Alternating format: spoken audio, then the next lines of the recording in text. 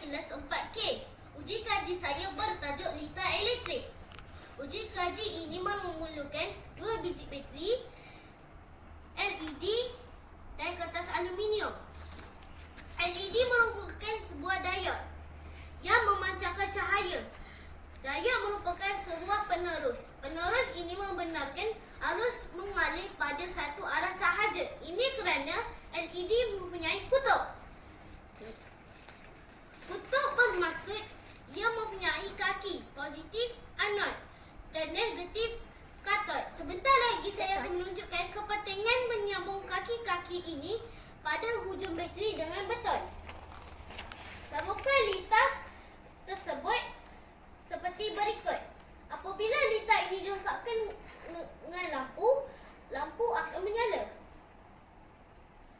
Hujung bateri negatif disambungkan ke katod dan hujung positif bateri disambungkan kepada kaki anod.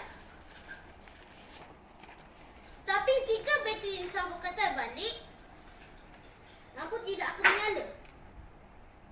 Satu lagi maklumat, bagaimanakah kertas aluminium boleh mengalirkan elektrik? Ini adalah kerana kertas aluminium